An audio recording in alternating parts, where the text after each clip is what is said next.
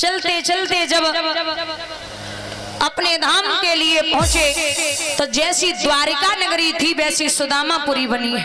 पहरेदार, दास दासियां, नौकर चाकर, हीरे मोती, सोना चांदी सब है। सुदामा बोले भैया ये कौन सी नगरी है? बोले सुदामापुरी। राजा कहाँ है यहाँ के? बोले मित्र से मिलने गए आ रहे होंगे।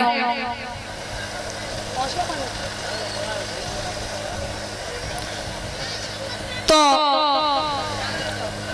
जवाब दिया कि सुदामा तो मैं ही हूं। तब तक सुशीला चटक चुनरिया ओढ़ के आई गई।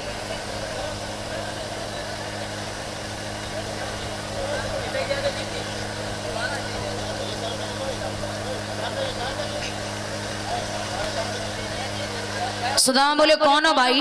आपकी पत्नी हूं। कौन? सुशीला। सुदामा बोले फटी वही साड़ी में छोड़ी गई चटक चुनरिया कहां से आई गई? बोले रात में देवर जी आए। सुदामा बोले रात में कौन सा देवर रुपये तो वही को हैं? अकेलो छोड़ के गए? कौन है भाई? बोले कृष्ण आए थे। अच्छा। सुदामा बोले धनवान है गए अब? बोले बहुत। दास दासियां, नौकर चाकर, हीरे मोती, सोना चांदी सब अपने।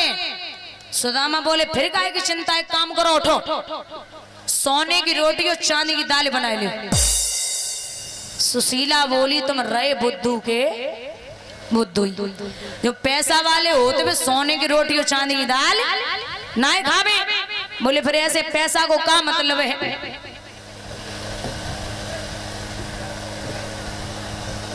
अलग झोपड़ी बनाई, पीछे से आवाज लगाई गोविंद ने, अरे ओ विप्र कहां जा रहे हो? सुदामा बोले तुम का हमें पागल समझ रहे हो? जे नौकर चाकर हीरा मोतियों में हमें फंसा दो और तुम्हारा नाम भी नहीं ले पाऊंगा, सीधा नरक में जाऊंगा। ब्राह्मणों का काम है भजन करना, मैं ये सब नहीं कर सकता। अलग झोपड़ी बनाई, उसी में भगवान का भजन करने लगे।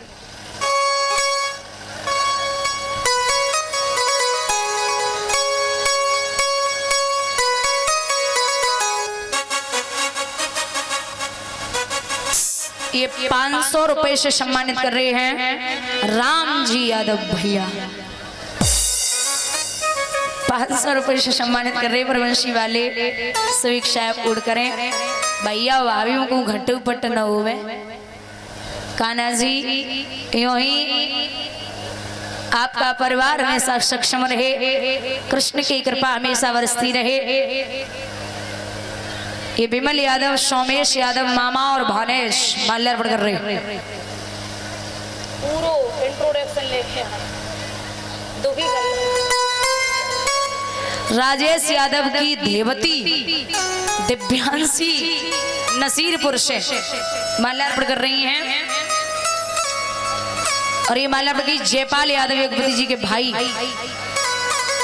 और ये 200 रुपए से सम्मानित कर रहे हैं सर्वेश बघेल, इसी गांव धरवार से भैया। धरवार वाले ने पे कहूँ का हुआ था यहाँ से ना आवे। कान्हा जी वही आप सत्य धर्म के कार्यों में आगे बढ़ते रहे, ये गोविंद से कामना है। भैया प्रसंग उठता है कि यदुवंशियों का विनाश कैसे हुआ। बहुत ध्यान से सुनना। भगवान के पुत्र हैं सांब, जो जामवंती के बेटा है सांब। इनके पेट से कढ़ाई बांधी और साड़ी पहनाई के सप्तऋषियों के पास पहुंचे। बोले ये बताइए इसके कौन पैदा होगा? सप्तऋषि बोले तुम हमसे मजाक कर रहे हो, जाओ इसके मूसल पैदा होगा जो यादवों का विनाश कर देगा। मूसल पैदा हुआ, यादवों ने उसे घिसना प्रारंभ कर दिया, जिससे एरको नाम की घास बनी। कील बची, कील को नदी में फेंक दिया। एक मछली ने कील को निगल लिया। महाराज यादवों में जरा सी बात को लेकर झगड़ा हुआ। ऐसा झगड़ा बढ़ा, प्रभु ने बचाने की कोशिश की तो भगवान को मारने के लिए दौड़े। भगवान पीछे हट गए। 99 लाख से ज्यादा यदुवंशी, 99 लाख से ज्यादा यदुवंशी युद्ध में मारे गए। बलराम जी शेषनाग जी के रूप में क्षीर सागर में पहुंचे। जो कील बची थी उस कील को मछली निकला था, एक जरा नाम के बहेलिया ने मछली को फाड़ लिया, कील को निकाला और अपने धनुष पे चढ़ाया।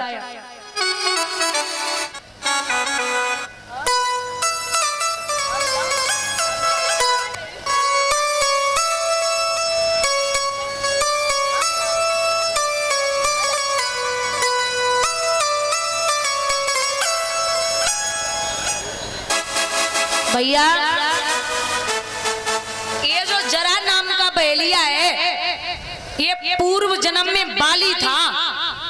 जे बाली वही है जिनको राम जी ने छुप करके वार मारा था पिन्नारक क्षेत्र में।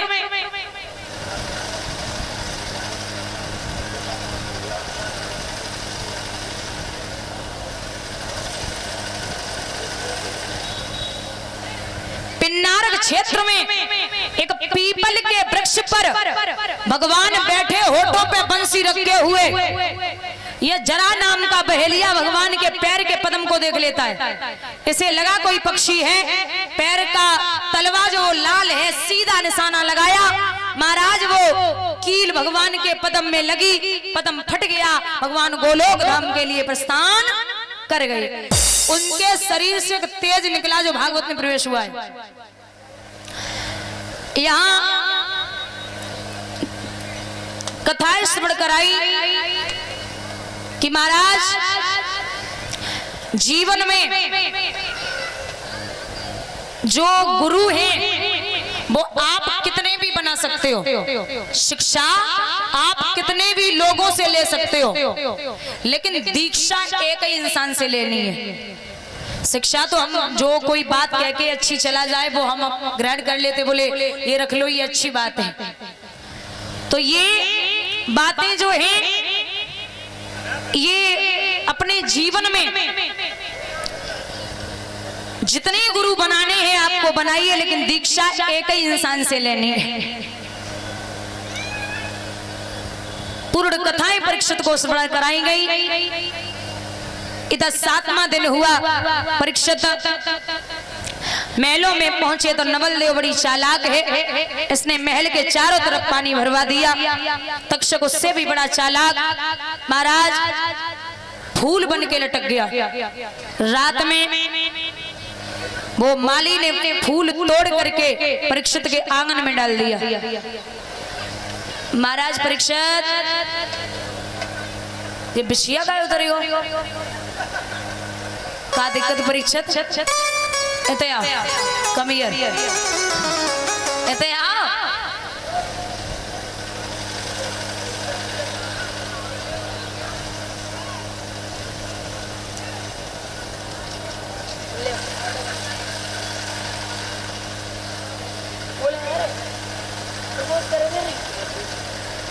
परिचय।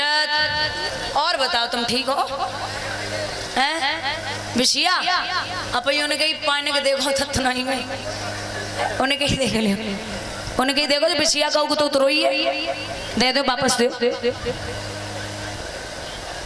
तुम अच्छे बोल लगा था। स्माइल देखो कितनी बढ़िया है। ले फूल ले, ले।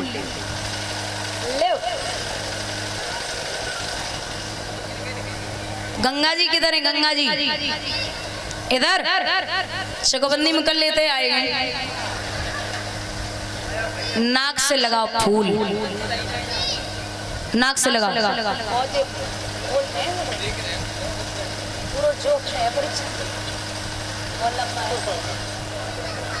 नाक से लगाओ। घबराए गाए रहे, हम बैठे तुम डरात गाए हो, तुम चलो हमारे। नाक से फूल लगाओ बहू का। बैठो। एक खाए राजा का रे बैठो।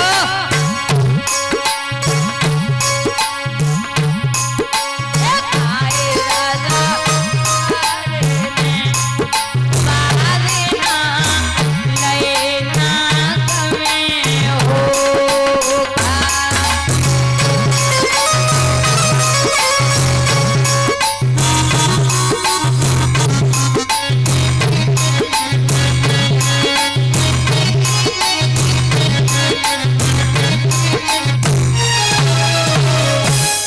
जो नाक में खाओ। तो परीक्षित ने वहां जैसी जमीन पे गिरे, गुरु धनवंतर के लिए नवल देव ने चिट्ठी लिखी। गुरु धनवंतर 1400 चेलन को लेके चले। तक्षक रास्ते में मिल गो, बोले हमारी तुम्हारी दो चोटें तय हो जाए। एक वृक्ष पे फुसकार मारी, वृक्ष सूख गया। जैसे ही गुरु धनवंतर की नजर पड़ी, वृक्ष हरा भरा हो गया। समझ गए जे जीवित कर दी। आगे सोटा बन के लेट गए।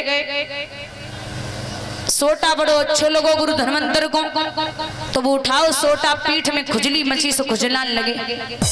अब पीठ पे निगाह नहीं जा सकती, तो भैया पीठ में डस लियो। गुरु धनवंतर बोले काम करो, हमें जमीन पे गाड़ और ढाक बजाओ, हम ठीक है जावेंगे। तो चेलन ने गुरु को जमीन पे गाड़ के ढाक बजाए, वो शुरू करी लेला।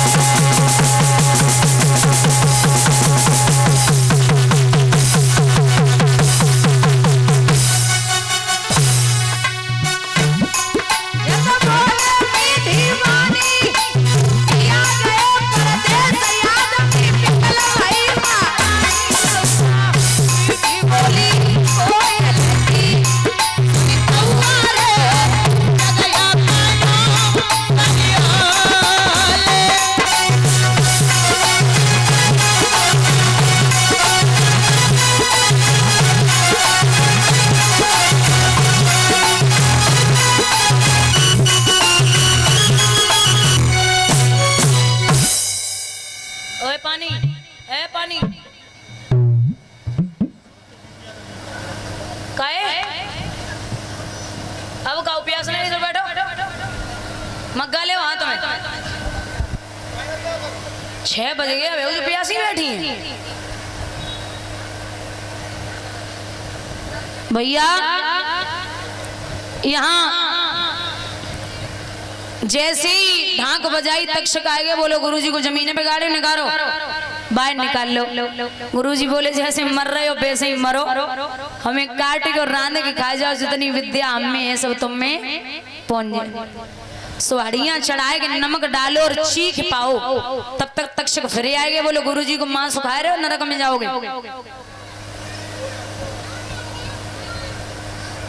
तो हड़ियां नदी में बहा दी।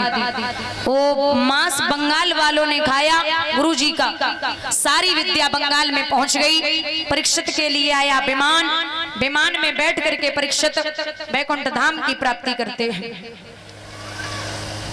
और इन परीक्षित के बेटा हुए जन्मेजय। जन्मेजय ने सुना कि मेरे पिता को सर्प ने डसा था,